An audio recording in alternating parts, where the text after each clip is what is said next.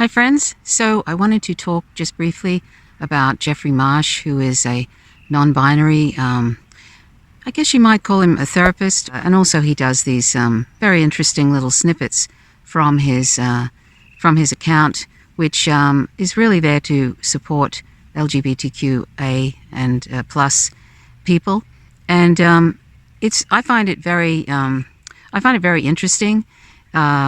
He's a very kind and loving person, and I think we need more of that today. More kind and loving people, more accepting of diversity, more rejection of violence, and that includes violence against non-human animals, meaning being vegan. Now, I don't know if Jeffrey is vegan or not, and hopefully if he isn't, he will consider that one day.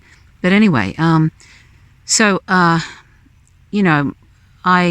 this channel, Faint Signals from Vega, I'm into supporting LGBTQ plus people, and I being one of them. I'm not a trans person, but I am an ally of trans people, and I have had many friends in the past who are trans. I've lost contact with because I've moved to different states, but I currently have trans friends and people that I'm very close to. And so, when I see the increasing transphobia from people who call themselves radical feminists, who are not, TERFs are not feminists, they're just transphobic people. And so that's, sort of something I wanted to get clear straight off the bat. And that there are people from the right wing who are transphobic, who have decided that trans people, seeing that they can't vilify gay people as much as they used to in the past, the new flavor of the year, of the decade, are trans people. And then we have people on the left who are also problematic. There are many people on the left who don't understand the issue, who think that the whole trans issue is something that is a recent thing, that trans people are some sort of invention, or that somehow that they'll be forced, that that somehow it's all about pronouns. All these strange sort of things that that I hear and see online, and of course, really underlying that is bigotry. It's just people that are bigoted, and they start, they find something that they can talk about, like, for example, the trans issue in relation to Olympic swimming, etc. Olympics. They'll use that as a way to sort of have a go at trans people, or to, or they'll do the pronoun thing, that as if people can be put in jail for using the wrong pronouns, which is nonsense. And it's that whole issue is more about people who are intentionally bullying trans people in schools, for example, and continually misgendering them or dead naming them or whatever, so that it's a form of bullying. And they do it repeatedly and repeatedly, and that's the whole, that is what's the problem. It's not that somebody accidentally misgenders someone or accidentally dead names someone or whatever. It's when it's the idea is to intentionally bully a trans person with that kind of thing. But you'll have people on the left and the right sort of pretending as if, oh no, it's all gone too far, this wokeism, they like to use that.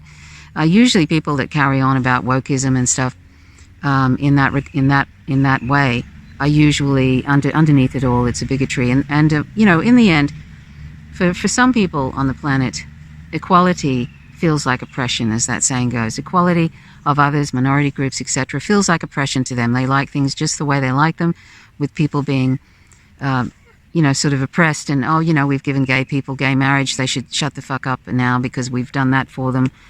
Throwing a few crumbs from the table because, and it's usually white, cisgendered people who often heterosexual, who will do this kind of thing.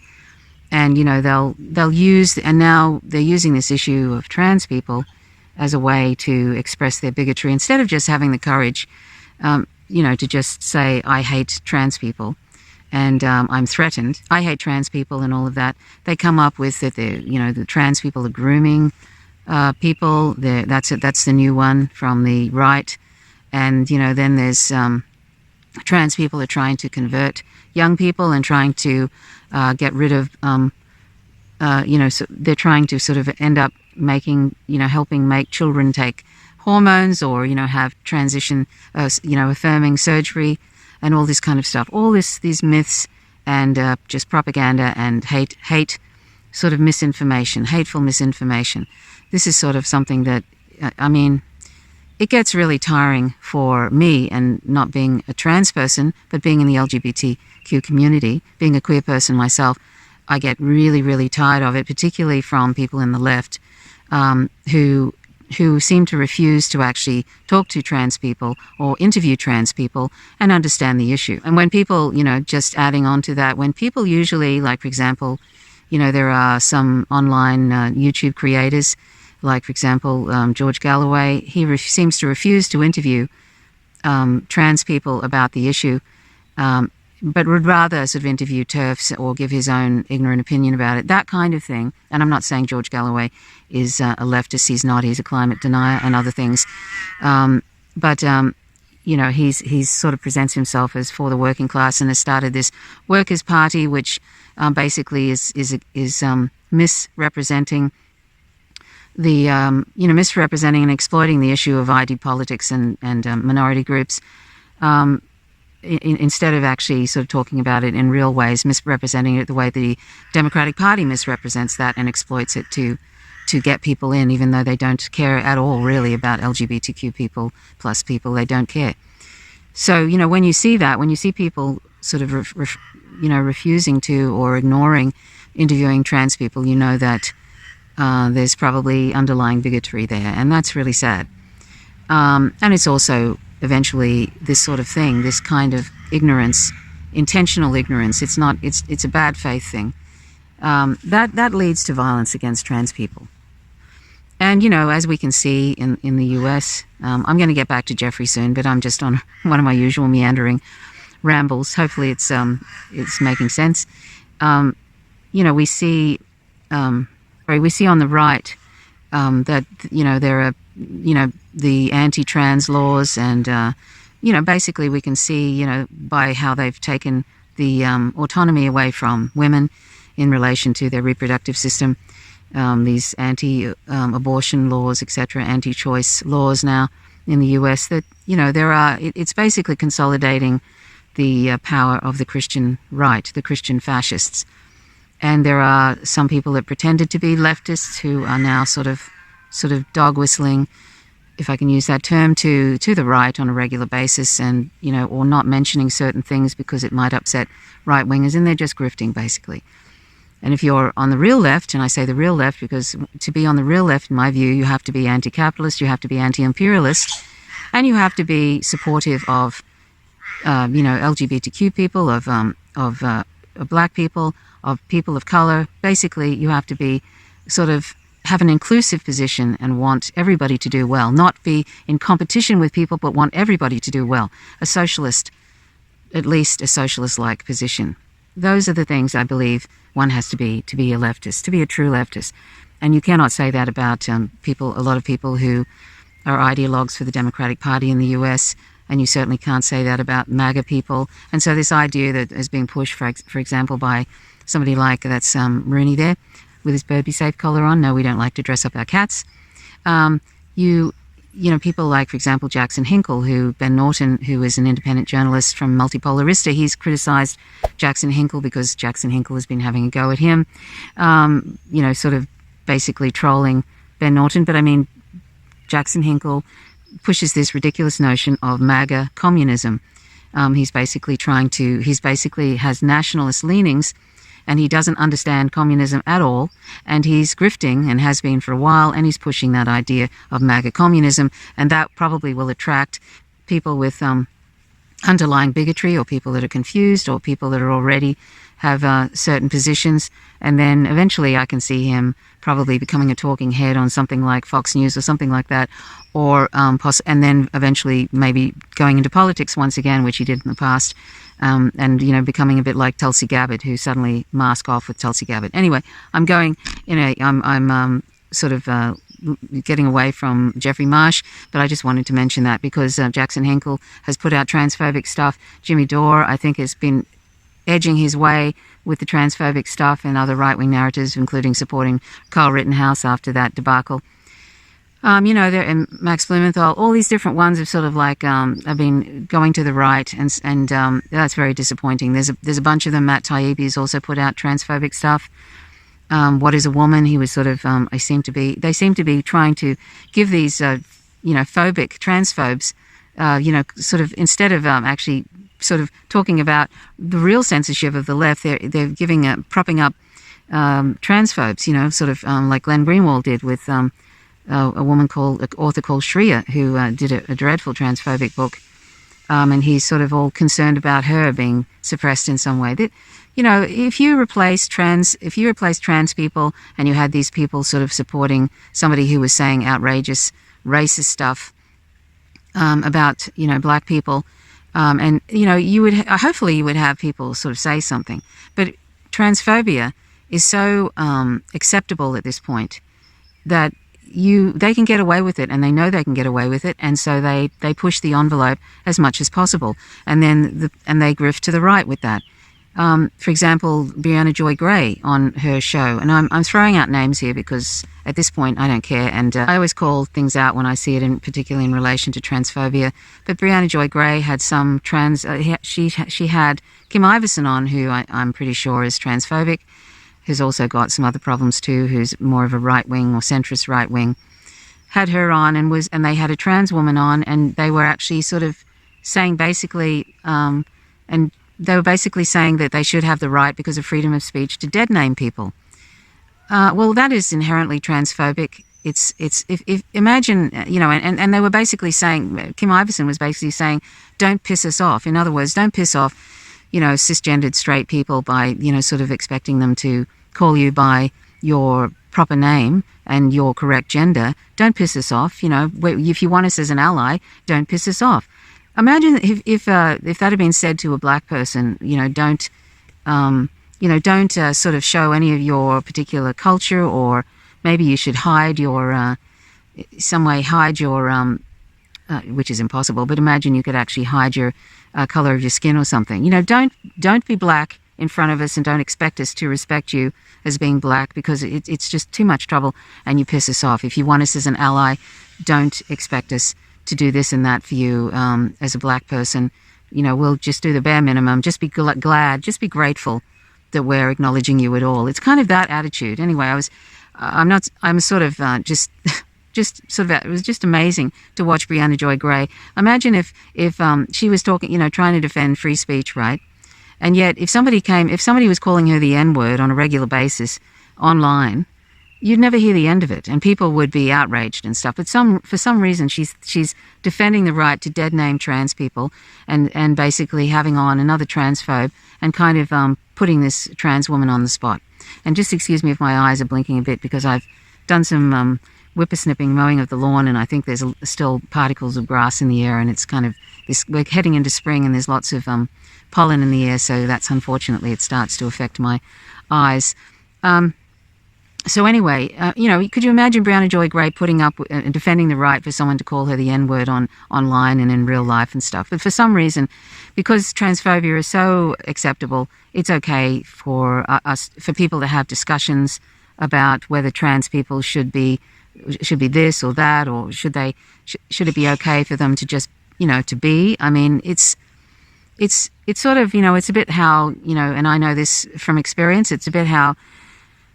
Being queer, when I came out, in quotes, in the mid-'80s, in the early 80s, there was a lot of homophobia around at the time. It was sort of homophobia from my family, which continued on until recently, and now I'm just going to cut ties pretty much with them, and my mother died recently, so I mean but after my mother died, I cut ties with the homophobic side of the family. But anyway, there's homophobia, and there was homophobia in the 80s and the 90s, and it continues on. It's a bit less in this century, but it still exists, and it's going backwards, as I mentioned, with the right wing.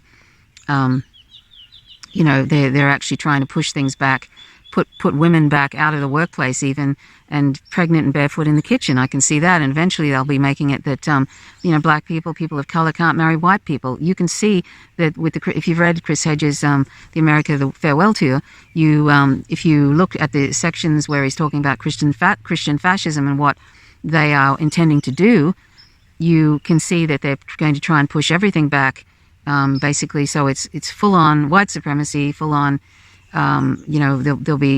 We'll be going backwards decades, and they'll be making there's already pushes to make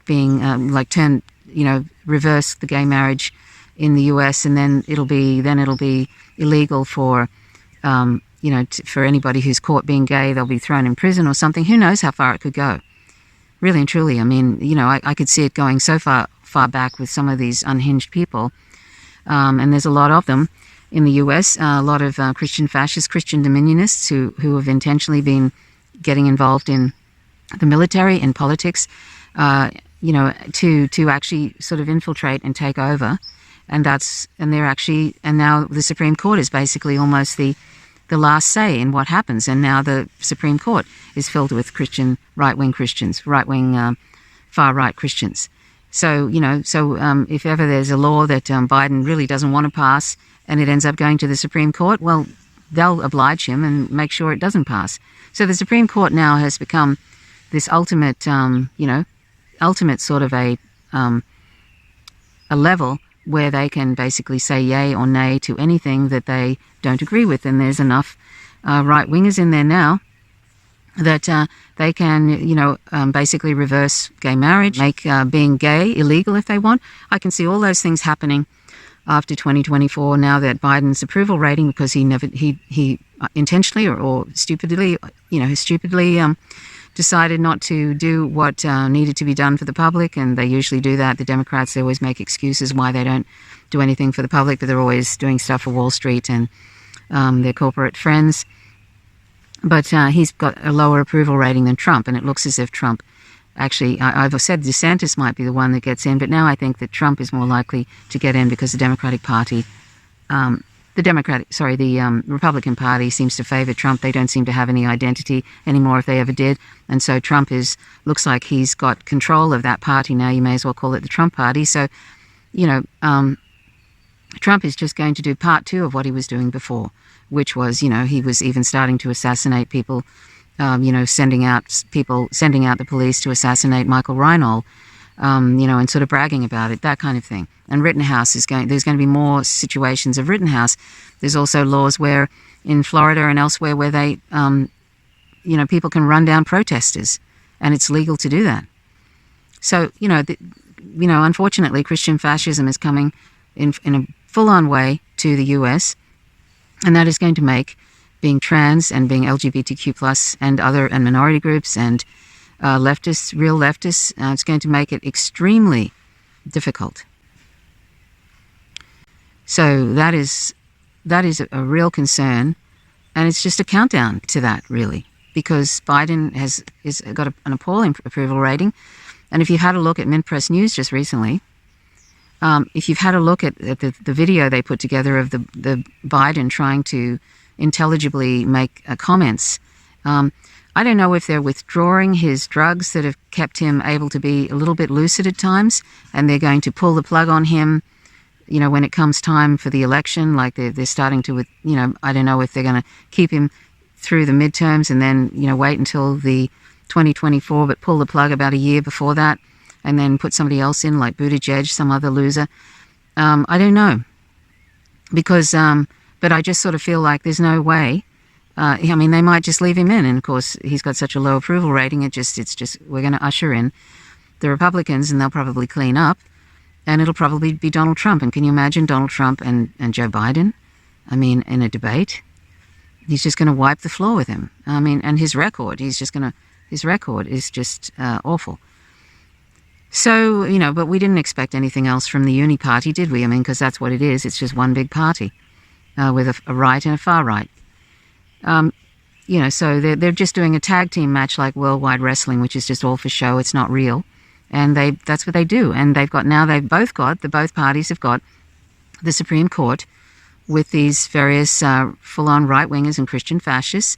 And now they don't have to really do anything because the Supreme Court, if it's taken to the Supreme Court, these Christian fascists, Christian nationalists can just go, nope. Or yes, or, yes, we'll ban gay marriage, or we'll, trans people can be locked up, or a national ban on, trans people being able to, realize their real identity, or change, anything. I mean, you can see that already happening.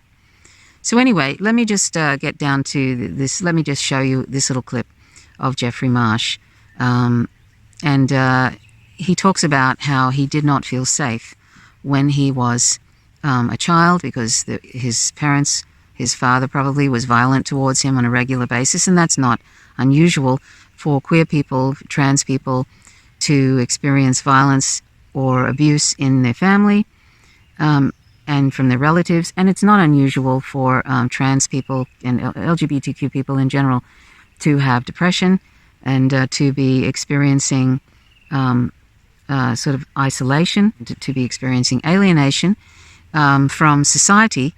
And so it's even though things look like they were improving for a while in the beginning of this century, now it's like, as I said, there are people who think that equality is oppression to them because they belong to the dominant position. They love patriarchy. They love the binary, which is constructed stereotypes. This whole masculine, feminine traits, behaviors, etc., are just all kind of constructed because we're all human and we all have these various, behaviors and being able to feel, being able to show emotions.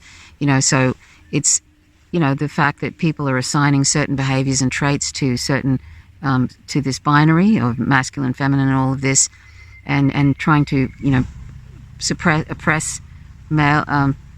People assign male at birth, trying to oppress them and make them not show emotion, not have any emotion, to suppress it. And even though, of course, you could say, well, anger and anger is an emotion. I mean, it comes out sideways. If you're oppressing children. Children that assign male at birth, if you're oppressing them and telling them that they shaming them for having emotions, that's basically shaming somebody for being human. It's so abusive. Now, for so long in my life, I thought that if I was just smart enough, or if I made the best argument, or if I convinced people that I was real, that would keep me safe. And then that day I learned safety shouldn't be up to me. It shouldn't be about what I look like. It shouldn't be about what I act like. It shouldn't be about what I'm wearing. It shouldn't be about how smart I am. It should be on other people to stop abusing us. So we grew up in a world that divides billions of complex people into one of two categories. We'd never do that to colors. We'd never do that to flowers. We understand in most things that the more things that there are, the more beautiful they are. And not only do we divide them into two, we say that they have to be opposing and oppositional, which means to be a woman means not to be a man. To be masculine means to not be feminine. That means there's an internal war going on between us and inside of us, where we constantly have to ask, am I being too emotional? And does that make me less masculine?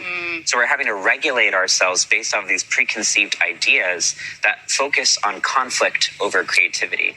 In a world without beyond the gender binary, we would allow people to just express themselves without having to worry if it was man enough or woman enough. We'd allow people to be free.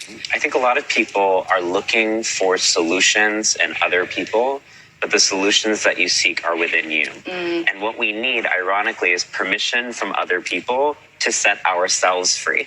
So what I can do on this earth is to heal myself, and maybe that can show other people that healing is possible. Truth is, a lot of people feel like we have to compartmentalize ourselves, not just trans and gender non-conforming people. But there's certain parts of ourselves we're allowed to bring to work, certain parts that have to keep to ourselves.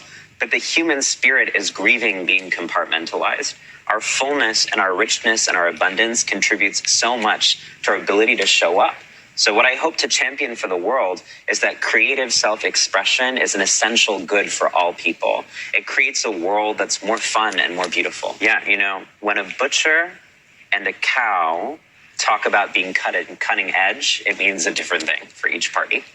The truth is, a lot of people in comedy are talking about cancel culture, but the ultimate form of being canceled is being killed. And that's what marginalized people are having to deal with. A lot of comics are talking about punching up or punching down. I was punched on a tram in Melbourne. It wasn't a metaphor for me. And so we have to be very careful, because comedy in its core was actually about championing change. And now most comedians have become ambassadors for the status quo. They think that they're being revelatory and revolutionary when they're making fun of trans people, when there are hundreds of pieces of anti-trans legislation. To which I say, read the room. Your entire art form is supposed to be about reading the room, but your pulse is not actually on it when your room looks just like you and thinks just like you. So what I'm trying to do is actually show that comedy has always been a tool by marginalized people to say, you think I'm absurd for existing? I am absurd. But it's because I overshare on first dates, not because of who I am. It's about what I do, not who I am. What's actually absurd is an entire government targeting and scapegoating marginalized people rather than addressing the real issues that impact us all. And I feel it's just unbelievably sad to do that to any child, to shame them for anything like that, for showing emotion, or for maybe being more sort of, say, tomboyish or whatever. All these different things are, or, you know, shaming them for being gay and having same-sex attractions and all that kind of stuff. It's ridiculous. And, you know, and it's all part of this ridiculous reinforcement of the binary and reinforcement of, you know, of these dominant, these things that have been made and reinforced to be dominant, even though we have we have great diversity. And as I mentioned before, hopefully I made that clear, trans people have been around for thousands of years. It's something that's not new. It's not some newfangled thing that's happened. And yet we seem to be, you know, trans people seem to be trying to make out like it's some kind of perversion, some kind of grooming and all this sort of awful stuff. And that's only going to get worse when it comes to 2024, when the Christian fascists have whoever they've nominated, whether it be Trump or DeSantis, to lead this and consolidate more. And basically, it'll be lucky if anybody can get them out. Not that the Democratic Party is just pretending that they care about these issues, but it'll be really difficult to get them out. I can see them, if Trump doesn't win in this coming election, he's probably going to go to the Supreme Court, and because he's sucked up to all those Christian fascists and put in people like Amy Coney Barrett and the likes, they'll probably say, yes, that's right. It was just what happened with, say, George Bush and Al Gore, something like that. And they'll be flat out getting them out. They just have to be loyal servants to the Christian fascists. But anyway, back to Geoffrey Marsh. I'm going to show you this little clip, and you know, he talks about this violence that he's experienced, and that you know, he says he'll probably never really feel safe, but he's kind of accepted that that's the case. You know, he's had violence because, you know, he's very, very out. He's he expresses his non-binary characteristics, his non-binary position, his being non-binary. He expresses that. It's not a position. He expresses the way he is, and that is unacceptable in a patriarchal world where it's transphobic and homophobic and all of that. I was thinking about how personally I have faced so much violence that I would get beat up at school, and then I would run on home and get beat up at home, and I felt like there was never a safe space. I don't know if you feel this way or have faced it or, you know, thought about it, but I was always on high alert.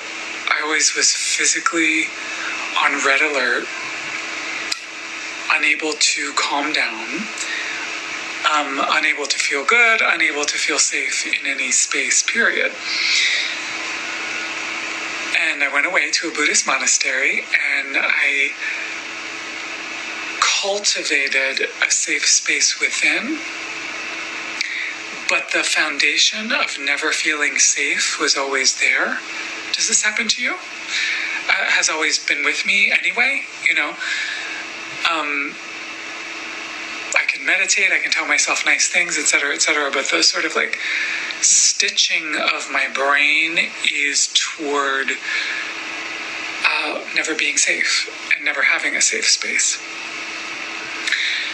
And actually, I've stopped working to try to change that. And I wanted to tell you the best thing that I've been able to do is embrace that. Know that's true about me and treat myself with as much love as I possibly can. To know that I may never feel safe, no matter how much spiritual stuff I do, no matter how much spiritual practice I do. And having that be okay. Sad, but okay. Yeah. Don't try to change or fix yourself. You may be yourself through the rest of your life. Do you have enough guts to love who that is? That's what I've been thinking about. And that's really, really sad. But anyway, I think it makes people, I feel, it makes people that are trans, people that are queer, etc., particularly trans people that are very obviously presenting as non-binary, I feel it's incredibly courageous, particularly if you live in the United States, incredibly courageous to be like that, to be yourself, your authentic self. And so I think he's wonderful. I think trans people in general are wonderful, the courage to be able to deal with this ongoing transphobia that seems to be getting worse and worse because it's flavor of the month and because people can, because it's acceptable at this still. It's quite acceptable, people being transphobic. Even on the left, people seem to think they can get away with it, and I find it's just cowardly, and it's the sign of a bully to be okay with that. I don't really have much more to say about that, except that you might want to check out his Instagram account. And please support trans people wherever possible. Please, when you hear people saying transphobic stuff, please address it. Trans people have a sense of humor, but it's like, this is, a lot of what's going on now is just dangerous, and it's going to lead to violence, and there are many trans people who end up suiciding, and there are many people who are trans who end up being murdered and beaten up, and this is happening more and more every year. There are dozens of trans people who are murdered throughout the world, and there are many, many trans people who end up, killing themselves because it's untenable for their existence to be able to just live their lives. And really, as I've mentioned in the community section, and by the way, the community section of Faint Signals from Vega, I post there every day. I haven't been doing as many videos as I normally do, not by, I used to post sometimes 2 or 3 times a week, sometimes almost every day, but I'm not doing that. And I've explained in a video if you look for, I think it was August 2022, if you look for the video about, I can't remember the name of it, but anyway, I explain why that is. But trans people just want to be left alone, really. They're not grooming anybody, they're not seeking out and hassling lesbians. They're not trying to destroy womanhood. They're not trying to sort of destroy and undermine and co-opt lesbians. For goodness sake, some of these arguments are just really unhinged. They're not rubbing their hands together and trying to convert anybody. I put convert in quotes. They just want to be all those different things. They're not waiting for somebody to make a mistake, misgender them or whatever, and so that they can cause a big hassle or send anybody to prison. They just want to be left alone. They just want to be left alone, like all of us want to just be able to live our lives and enjoy life and have love in our lives, have peace and have safety. Safety is a big one. And have enough in life, sort of have some equality, some equity. I mean, that's what we want. People want acceptance. Queer people want acceptance. Trans people want acceptance. And queer people, trans people, we don't want to be told how we're supposed to fit into these sort of very, very narrow ideas of what is acceptable. I mean, imagine if we were dictating to heterosexual, cisgendered people how they're supposed to behave, and they must behave like that, or there will be trouble, or there'll be laws against it, there'll be laws against them marrying, there'll be laws against them existing, and worse. Imagine that if you were having to live like that, and also having to be worried about people beating you up or or sort of preventing you from getting jobs and all that kind of stuff. The amount of trans people I've heard that when they started transitioning, their job was made redundant. So basically, that there was no position like that anymore, and they were moved out of of the business or the organization. The amount of trans women that I've heard that's happened to, it's just disgusting. Making the position, eliminating the position, so that the organization can kind of push you out. So, this is what, and then it's no wonder then that some trans women end up doing sex work. Not that there's anything wrong with sex work, but I mean, you shouldn't have to be in a position where people will not hire you because you're not passable, or that you're transitioning and that's always a difficult stage, or the fact that you're just trans, they just want to get rid of you, and you can't get any other job, even though these people, by the way, were incredibly qualified to do what they were doing. Imagine, having that sort of happen to you, basically, and then you end up having to do jobs that you would you're overqualified for, or you can't get jobs because you're basically way overqualified. And so you end up doing jobs, and then of course, then you become almost unemployable because the jobs that you used to do you cannot get anymore because you're not passable enough. It shouldn't matter what you look like, whether you look the stereotype of what feminine is, or the stereotype of what masculine. I haven't talked about trans men yet, but that's I'm just talking about how we make it untenable for life for trans people, and many on the left are not helping because people seem to be refusing to understand the issue. And like I say, I really think underneath it all, it's just a bigotry because equality feels like oppression, and also it's threatening to them that there is anything outside the binary, or that they might have to make a little bit of an effort. I mean, that's really what it boils down to for some people. So anyway, so we must do whatever we can to support trans people and call out transphobia wherever possible. And don't let people get away with it. Because if you let people get away with it, it becomes normalized, it becomes acceptable, which is becoming more and more acceptable. And to see people who say they're on the left, arguing for people to be able to dead name in a trans person because of freedom of speech, this whole sort of, which is what Glenn Greenwald does, arguing for the right for an author to write the most hideous and hateful stuff about trans people, arguing for the right for her to do that because of freedom of speech. This whole sort of inroads into being able to pretend like you're not really bigoted, you care about freedom of speech. I see that a lot and I don't consider Glenn Greenwald on the left. He's just a right-wing grifter, sadly. And there are other people who I consider grifters too that are grifting to the right. I don't consider them remotely left anymore. So anyway, but just take note, if somebody starts to complain about, say, trans athletes or something to that effect, and you're probably if you dig a little bit underneath that, you'll find out they're bigots. And if they're not interviewing trans people and actually really trying to, in good faith, understand them, understand the issue, then and they're not interviewing them at all, but they keep going on about these side issues, they're probably bigots and they need to be called out. So anyway, thanks so much for watching. I'll see you in the next one. Bye for now.